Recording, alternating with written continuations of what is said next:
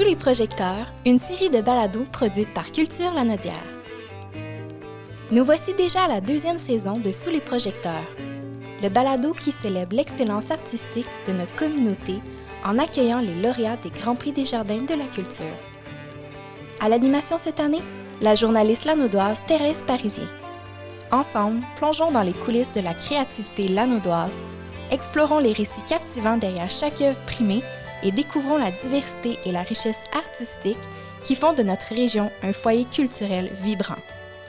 Préparez-vous à être inspiré et émerveillé par le talent extraordinaire de nos invités. Bonne écoute! Marcelo Martins, tu as gagné le Grand Prix des Jardins de la Culture pour les métiers d'art dans les derniers mois. Et là, évidemment, j'avais hâte de te rencontrer parce qu'on m'avait dit c'est une sorte de bibite, un artiste pas comme les autres. Il est fileur, il travaille la laine, il travaille le bois, il travaille... Marcelo Martins, c'est quoi ton art? Honnêtement, Thérèse, c'est une folie. Je me laisse aller pour ma folie, pour ce qui m'est... Une passion. Une passion, mais qui passe par la fibre, passe par les filages avec les F majuscules. Ouais. Qui passe de la fibre brute et qui mène à un projet fini. Donc, le filage, pour moi, c'est pas juste faire la torsion dans une fibre et faire un fil simple. Le filage, pour moi, c'est récolter la fibre, pas juste la laine, mais n'importe quelle fibre, et amener à un projet qui a du sens, qui s'amène dans le cycle de l'économie circulaire, qui développe l'être humain à l'arrière de cette production et qui amène de la vie. Donc, c'est large pour moi. Wow, c'est large. Et c'est profond. Et quand tu dis vraiment que tu veux quelque chose de vrai, là, que tu veux que ton art soit vrai, c'est que ta fibre, elle vient de Lanaudière. Ce que tu mets dedans, ça vient de Lanaudière. Le bois, tous tes matériaux, y compris des boutons qui viennent d'arbres de Lanaudière, tu tiens à ce que tout vienne d'ici quand tu crées une œuvre. Oui, et ça fasse du sens. Parce que dans ma démarche artistique, je travaille avec des narratives humaines. Je travaille pas avec le matériel, mais je travaille avec des individus, des vraies histoires à l'arrière de ces matériaux qui sont là. Donc, dans la source d'Autrey, c'est l'œuvre dans laquelle j'ai créé qui m'a donné ce prix-là, qui, très honnêtement, j'ai jamais pensé dans toute ma vie avoir un prix de même, là. Ah, sérieux? Oh oui, jamais. Quand on voit ton œuvre, c'est très mérité, je trouve. Donc, cette œuvre-là, mon but, c'était juste mettre en valeur le filage dans la région, parce qu'elle ne fait pas partie des patrimoines vivants qui sont reconnus par la MRC d'Autrey. Le filage n'est pas reconnu, c'est juste le tissage, les gossages de cope et les fléchés.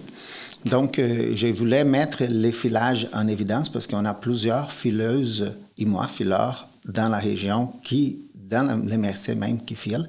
Donc, je voulais mettre notre patrimoine vivant en évidence et mettre aussi ces patrimoines en évidence aussi, et par l'entremise de la culture actuelle.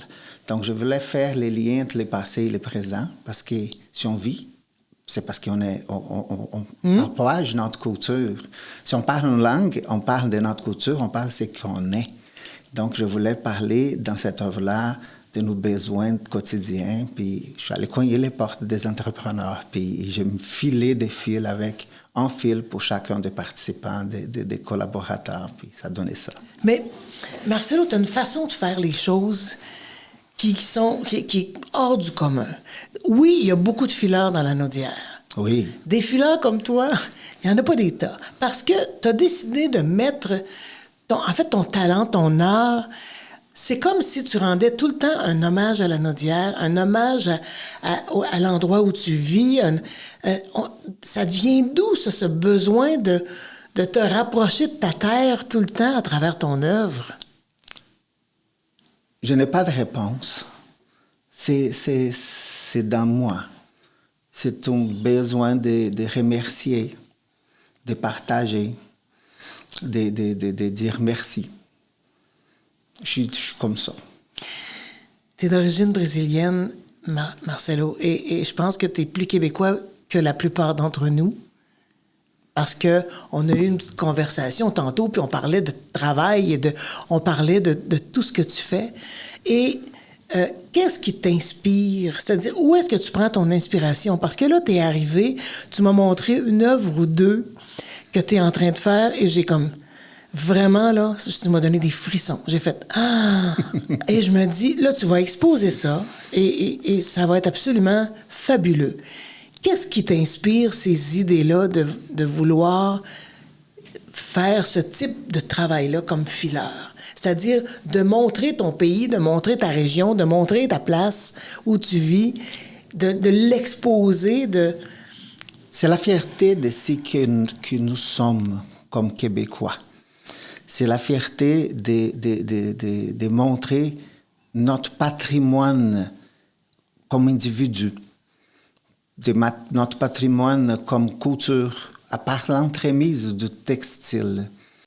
Et l'autre chose, notre hiver, c'est un patrimoine également. Et passer l'hiver avec notre textile, avec notre laine, c'est beaucoup plus agréable. Et si on fait ça avec quelque chose fait avec nos mains, comme nos anciens faisaient, c'est beaucoup plus agréable. Et je suis tellement fier de voir une nouvelle génération de jeunes qui font du tricot, qui apprennent avec moi, qui me suivent dans les réseaux sociaux, et me motive tellement de continuer à travailler pour eux, pour donner. J'ai commencé ma tournée des multitextiles du Québec et mon plus grand plaisir, c'est de rencontrer des jeunes comme je rencontre encore, et des jeunes de 12, 13 ans, de 22 ans, de 27 ans, et qui veulent apprendre à tricoter, qui veulent apprendre à filer, qui veulent utiliser notre laine, parce que notre laine, elle ne pique pas. Elle était juste maltraitée. Ah, c'est bien dit. Parce que dans le fond, il faut dire que tu donnes des ateliers. Donc, oui. Des ateliers à ces jeunes-là. Et cette laine-là que tu utilises, tu la trouves ici? Oui. Chez nous? 100%. 100%. Et ces jeunes-là, évidemment, tu essaies de transmettre ton art. C'est-à-dire, parce que c'est un art. Moi, quand j'ai lu sur toi, je regardais gossage de cope. Écoute, je connaissais pas ça. J'ai dit, c'est quoi du gossage de cope? Et là, je suis allée fouiller, je suis allée chercher, j'ai appris plein de choses et je suis tombée sur un de tes ateliers. Parce que tu en donnes aussi sur le net.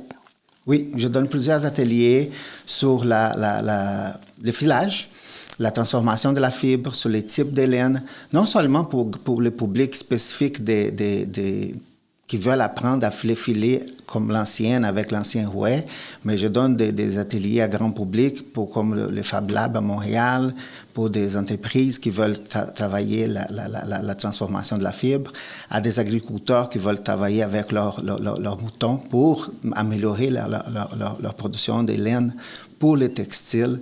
Et donc, je travaille en large comme fileur.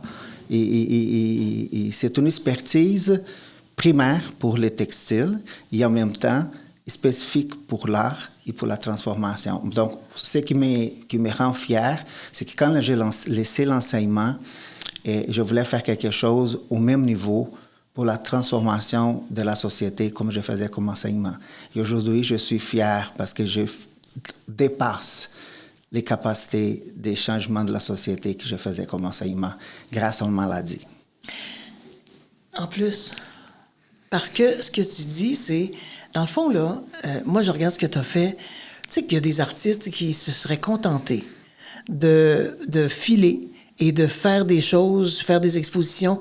Toi, on dirait que tu veux contrôler tout, tu veux aller jusqu'à la transformation, tu veux vraiment avoir tout sous ton aile pour pouvoir contrôler ça, c'est-à-dire pour pouvoir avoir des choses d'ici, de l'anneau d'hier, de pouvoir aider des gens à transformer leur laine. Tu vas très loin. Je suis quelqu'un qui rêve gros, Thérèse, dans le sens que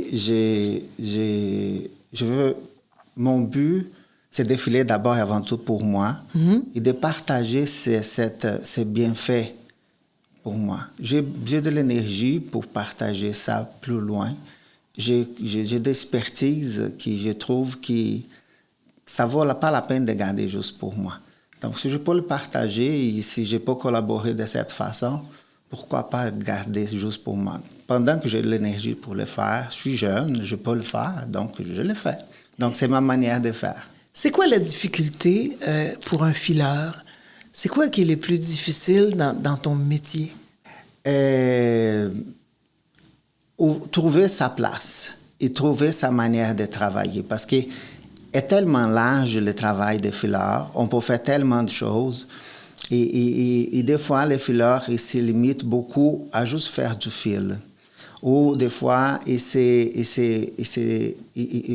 minimisent à faire du fil.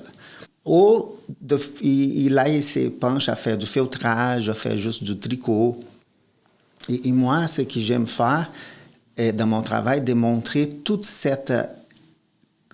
les possibilités qu'on peut faire pour montrer vraiment le travail du fileur. C'est pour ça que je fais plusieurs choses. Et en même temps, pour montrer le travail important, vous pouvez faire d'autres choses et en même temps donner l'exemple qu'on peut réussir en faisant le travail des fileurs. Donc, moi, la difficulté que je trouve, c'est d'avoir une reconnaissance, que c'est un travail qui est large, qui est à la base du textile et qui malheureusement, qui est mort avec le temps.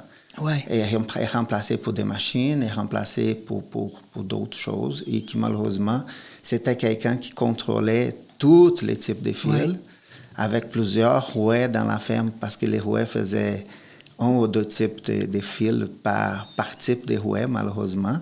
Et aujourd'hui, les rouets font tout. Un rouet moderne fait plusieurs types de fils. Dans le fond, Marcelo, ce que tu veux, c'est garder ton art vivant. Oui, je veux garder mon art vivant. Je veux garder, le partager filage, ouais, la passion pour la laine locale. Je veux les multiplier parmi d'autres passionnés pour la fibre. Tu sais que ton amour pour ton métier est extraordinaire. Merci. C'est vraiment... Non, mais c'est vraiment exceptionnel. Cette passion que tu as, je vois ce que tu es en train de faire. Tu arrives ici avec un lainage que tu es en train de faire... un tricot que tu es en train de faire. Tu te promènes avec... Et c'est assez fascinant. C'est quoi ton prochain projet? Parce que le projet que tu as fait, évidemment, tu as eu le Grand Prix des métiers d'art, le Grand Prix des jardins, de la culture des métiers d'art. Bravo pour ça. Merci. Mais là, évidemment, il y a une suite à tout ça. Puis en plus, tu étais en nomination dans une autre catégorie, donc patrimoine. Mm-hmm. Donc, j'imagine que tu as d'autres projets, évidemment. Tu es en train de faire d'autres projets. Est-ce que tu peux nous en parler ou s'il est trop tôt? Non, c'est pas trop tôt. J'ai préparé l'exposition de mon projet du calque qui s'appelle Faufiler les Naudières, une région tricotée-serrée, qui va être exposée bientôt au mois de janvier. On prépare l'exposition qui est déjà due pour le mois de janvier 2024 pour pouvoir parler de ça. Et il y a l'exposition de la sauce d'Autrey qui vient de terminer à Saint-Jacques et je commence à l'organiser pour une autre exposition de cette pièce également qui va se promener. Qui va se promener dans la région d'Autrey parce que depuis qu'elle est faite, elle était exposée seulement à la Valtrie, mais j'aimerais qu'elle se promène aussi dans la région d'Autrey parce qu'elle mérite d'être connue dans Absolument. La région. Et je commence d'autres projets également de recherche avec l'Université de Rimouski sur la laine. Et je commence une autre idée de projet pour l'autre prochaine demande régionale du calque. Marcelo, qu'est-ce qu'on peut souhaiter? Parce que là, moi, je vois tous ceux qui nous écoutent, là, il faut aller voir cette exposition dont il parle.